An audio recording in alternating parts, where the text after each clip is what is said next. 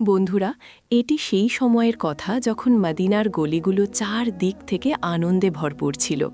প্রতিটি ঘর থেকে উষ্ণতা ঝরে পড়ত এবং প্রতিটি মুখে শান্তির আভাস ছিল। কিন্তু এই আলোকিত গলিগুলোর মাঝে একটি ছোট্ট ঘর ছিল, এমন একটি ঘর যেখানে সম্পদের চাকচিক্য ছিল না, বরং ছিল ধৈর্য ও কৃতজ্ঞতার আলো। এটি ছিল হজরত ফাতিমা রাজিয়াল্লাহু আনহার ঘর, আল্লাহর রসুল সাল্লাল্লাহু আলাইহি ওয়াসাল্লামের প্রিয় কন্যা, যার হৃদয় কষ্টের সময়েও আল্লাহর শুকরিয়ায় পরিপূর্ণ থাকত। সেই সকালে মদিনার আকাশে এক অদ্ভুত নীরবতা ছড়িয়ে পড়েছিল। বাতাস ঠান্ডা ছিল, কিন্তু হজরত ফাতিমার ঘরের নিস্তব্ধতা ভিন্ন এক কাহিনী বলছিল। সারা রাত ইবাদতেই কেটে গিয়েছিল, সিজদার ছাপ এখনও যেন তার কপালে নূর বিকিরণ করছিল। সকালে উঠে তিনি দেখলেন ঘরে খাবারের একটি দানাও নেই, শুধু একটি ছোট পাত্রে সামান্য পানি রাখা ছিল। তিনি সেই পানিটুকু তুলে নিলেন, বিসমিল্লাহ বললেন এবং আস্তে আস্তে পান করলেন। তারপর হাত তুলে দোয়া করলেন, হে আল্লাহ, কষ্ট থাকলেও তা তোমার রহমত, নেয়ামত থাকলেও তা তোমার রহমত। আমাদের পরীক্ষা করো, কিন্তু আমাদের ধৈর্য ও ঈমানকে আরও মজবুত রেখো। ঠিক সেই মুহূর্তে মসজিদে নববী থেকে ফজরের আজানের প্রশান্তিময় আওয়াজ ভেসে এলো এবং সেই সুরে পুরো মদিনা আলোকিত হয়ে উঠল। হজরত আলী রাজিয়াল্লাহু আনহু ও হজরত ফাতিমা রাজিয়াল্লাহু আনহা উঠে অজু করলেন এবং একসাথে নামাজ আদায় করলেন। সিজদায় তাদের চোখ থেকে অশ্রু ঝরছিল। একদিকে ছিল কষ্টের বাস্তবতা, অন্যদিকে আল্লাহর প্রতি অটল বিশ্বাসের আলো। নামাজ শেষ হওয়ার পর হজরত আলী হজরত ফাতিমার দিকে তাকিয়ে বললেন, ফাতিমা, আমি কাজের সন্ধানে বের হচ্ছি, আল্লাহর কাছে দোয়া করো যেন আমার পরিশ্রম কবুল হয়। হজরত ফাতিমা মাথা নত করে বললেন, চিন্তা করবেন না, আল্লাহ কখনো পরিশ্রমীকে নিরাশ করেন না। যান, ইনশাআল্লাহ আপনি রিজিক নিয়েই ফিরবেন। এই কথার পর হজরত আলী জ্বলন্ত মরুভূমির দিকে রওনা হলেন। গরম বালি তার খালি পায়ের তলা পুড়িয়ে দিচ্ছিল, কিন্তু মনে একটাই চিন্তা, সন্তানদের জন্য কিছু নিয়ে ফিরতে হবে। বাড়িতে ছোট্ট হাসান ও হোসাইন মায়ের দিকে নিষ্পাপ চোখে তাকিয়ে কোমল গলায় বলল, আম্মাজান, পেটে খুব ব্যথা করছে, আমাদের কিছু খেতে দিন না। এটি শুনে হজরত ফাতিমার চোখ ভরে গেল, কিন্তু তিনি সন্তানদের বুকে জড়িয়ে ধরলেন এবং হাসি মুখে বললেন, আমার প্রিয় শাহজাদারা, এই দুনিয়া একটি পরীক্ষা, ধৈর্য ধরো, ইনশাআল্লাহ তোমাদের আব্বাজান কিছু নিয়ে অবশ্যই ফিরবেন। হজরত হাসান নিষ্পাপভাবে বলল, কিন্তু আম্মা, যদি আব্বা খালি হাতে ফেরেন? হজরত ফাতিমা তার মাথায় হাত রেখে বললেন, বেটা, আল্লাহর রহমত থেকে কেউ কখনো খালি হাতে ফেরে না। এদিকে হজরত আলী শহরের গলি গলিতে কাজের সন্ধানে ঘুরছিলেন। এক সাহাবীর কাছে গিয়ে বললেন, ভাই, কোনো কাজ থাকলে বলুন, আমার ছোট্ট শিশুরা ঘরে ক্ষুধায় কষ্ট পাচ্ছে। সাহাবী দুঃখ প্রকাশ করে বললেন, হে আলী, আল্লাহ সাক্ষী, কাজ থাকলে সবার আগে আপনাকেই দিতাম, কিন্তু আমার ঘরের চুলাও অনেক দিন ধরে ঠান্ডা। হজরত আলী তার হাত ধরে বললেন, ধৈর্য ধরো ভাই, আল্লাহ কাউকে একা ছেড়ে দেন না। কিছুক্ষণ পর হজরত আলীর মনে পড়ল যে শহরের কিনারে একজন ধনী ব্যবসায়ী থাকেন। তিনি তার কাছে গিয়ে বললেন, ভাই, কোনো কাজ আছে? আমি পরিশ্রম করতে প্রস্তুত। ব্যবসায়ী বললেন, আমার খেজুর বাগানে কাজ করলে পারিশ্রমিক হিসেবে টাকার বদলে কিছু খেজুর দিতে পারবো।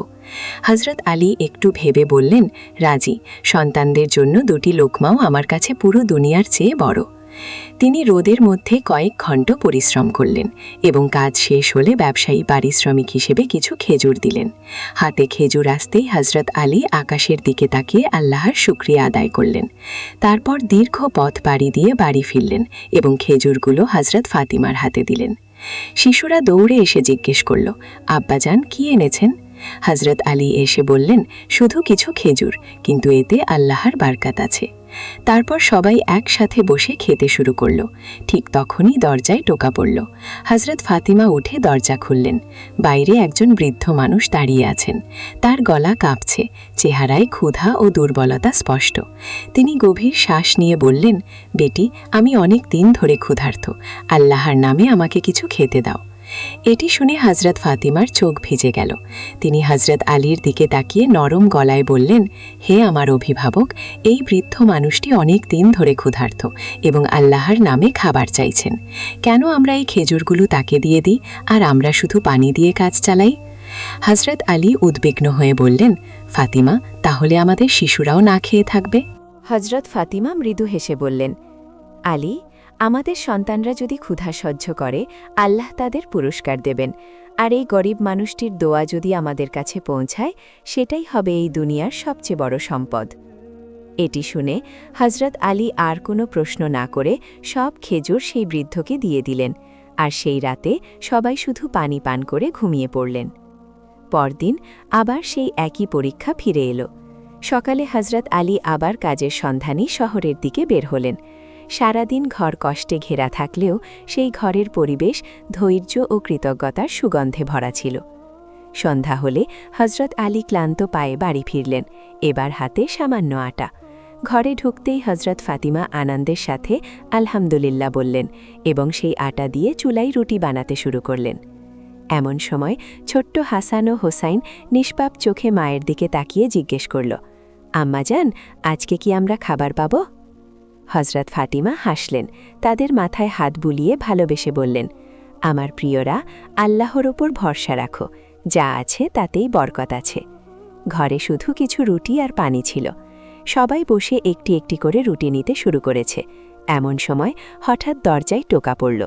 দরজা খুলতেই দেখা গেল বাইরে একজন গরিব মানুষ দাঁড়িয়ে। তার কাপড় ছেঁড়া, ক্ষুধায় চেহারা ফ্যাকাশে হয়ে গেছে, ঠোঁট তৃষ্ণায় শুকিয়ে গেছে। কাপা গলায় সে অনুরোধ করল, হে আহলে বাইত, আমি 3 দিন ধরে ক্ষুধার্ত। শুনেছি আপনারা আল্লাহর পথে দান করেন, কিছু খাবার থাকলে আল্লাহর নামে আমাকেও দিন। এটি শুনে হজরত ফাতিমার হৃদয় করুণায় গলে গেল।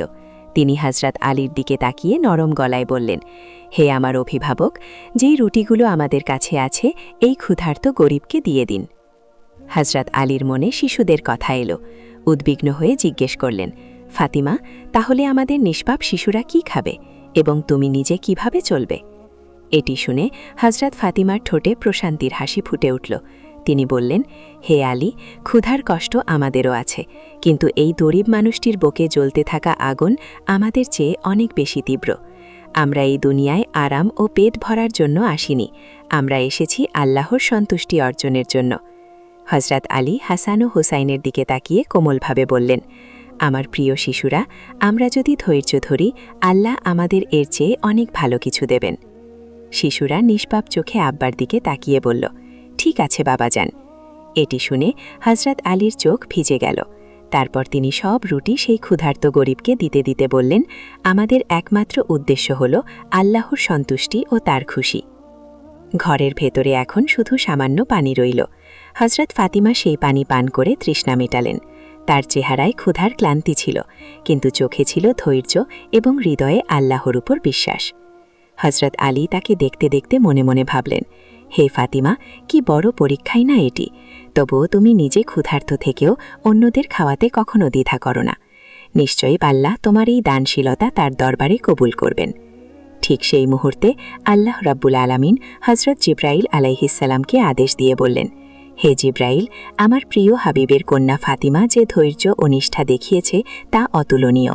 যাও এবং তার ঘরে জান্নাতের রিজিক পৌঁছে দাও। আদেশ পেতেই হজরত জিব্রাইল আলাইহিসসালাম মানবিক রূপ ধারণ করে আসমান থেকে জমিনে নেমে এলেন। তার হাতে ছিল জান্নাতের সুগন্ধি খাবার। তিনি হজরত আলীর ঘরের দরজায় পৌঁছে ডাক দিলেন, হে আহলে বাইত।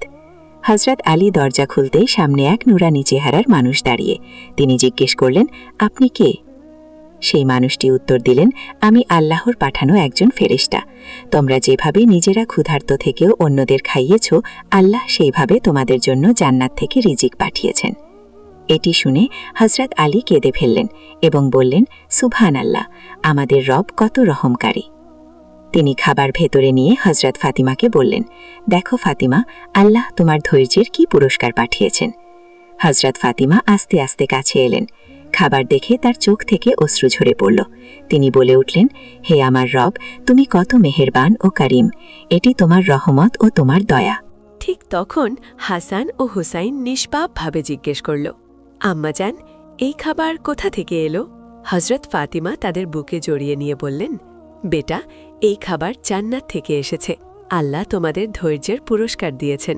হজরত ফাতিমা তার নিষ্পাপ শিশুদের দিকে হেসে বললেন, আমার প্রিয় শাহজাদারা, আল্লাহ রাব্বুল আলামিন তার রহমতে আমাদের জন্য জান্নাত থেকে এটি পাঠিয়েছেন। এটি শুনে দুটি শিশুই আনন্দে উজ্জ্বল হয়ে উঠল এবং নিষ্পাপভাবে জিজ্ঞেস করল, আম্মাজান, এটি কি সত্যি? হজরত ফাতিমা মৃদুভাবে তাদের মাথায় হাত বুলিয়ে বললেন, অবশ্যই বেটা, এটি আল্লাহর রহমত ও দয়ার বার্তা। তার চোখ থেকে আনন্দের অশ্রু গড়িয়ে পড়ল। তারপর পুরো পরিবার একসাথে বসে সেই পবিত্র রিজিক খেল। কিন্তু এই খাবার শুধু পেট ভরানোর জন্য ছিল না, এটি ছিল আল্লাহর ভালোবাসা ও তার রহমতের এক অপূর্ব দৃশ্য। পরদিন এই খবর পুরো মাদিনায় ছড়িয়ে পড়ল যে হজরত ফাতিমার ঘরে জান্নাত থেকে খাবার এসেছে। অনেকে অবাক হয়ে গেলেন, কারো ঈমান আরও মজবুত হল, কেউ আনন্দে কেঁদে ফেললেন। সবাই ভাবছিলেন, এ কি অলৌকিক ঘটনা, আল্লাহর কি পবিত্রতা ও রহমত, যিনি তার প্রিয় নবীর পরিবারের উপর এত বড় নেয়ামত বর্ষণ করছেন। কেউ কেউ দৌড়ে মসজিদে নববীতে গেলেন এবং আল্লাহর রাসূল সাল্লাল্লাহু আলাইহি ওয়াসাল্লামকে এই ঘটনা জানালেন। আল্লাহর রাসূল সাল্লাল্লাহু আলাইহি ওয়াসাল্লাম মুচকি হাসলেন এবং তার মুবারক চোখ থেকে নূর ছড়তে লাগল।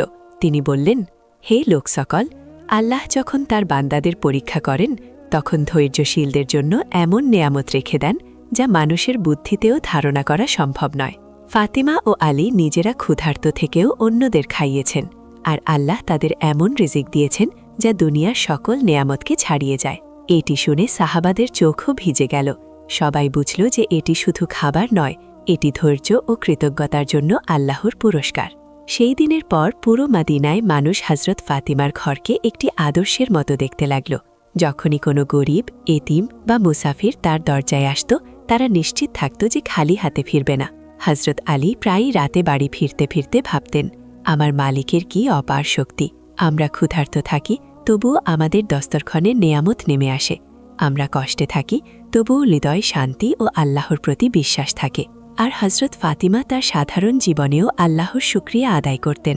তিনি প্রায়ই বলতেন, আলী, যার আল্লাহ আছেন তার আর কারো দরকার নেই, আমাদের আসল সম্পদ হল আল্লাহ আমাদের উপর সন্তুষ্ট। এর প্রভাব শুধু তাদের ঘরেই সীমাবদ্ধ রইল না, পুরো মাদিনা বদলে গেল। মানুষের হৃদয়ে ক্ষুধা ও কষ্টের মাঝেও ধৈর্য জন্ম নিতে লাগল। যারা আগে আল্লাহর কাছে অভিযোগ করত, তারা এখন বলত, হে আল্লাহ, হজরত আলী ও হজরত ফাতিমার মতো এমন মহান মানুষেরা যদি ক্ষুধার্ত থেকেও তোমার উপর ভরসা রাখতে পারেন, তাহলে আমরা কেন পারব না?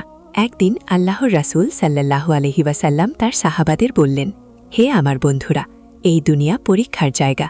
এখানে কখনো ক্ষুধা আছে, কখনো কষ্ট আছে, কখনো ব্যথা আছে, কিন্তু যে ধৈর্য ধরে আল্লাহ তাকে এমনভাবে সাহায্য করেন যে সমস্ত আসমান ও জমিনের খাজানাও তার সামনে কম পড়ে যায়। সাহাবারা এটি শুনে তাদের ঈমান আরও মজবুত হল। আজও যখন এই গল্প শোনানো হয়, হৃদয় কেঁপে ওঠে। ভাবুন, একটি ছোট্ট ঘর যেখানে ক্ষুধার আলম ছিল, অথচ আল্লাহর কুদরতে সেই ঘর জান্নাতের সুগন্ধে ভরে গেল।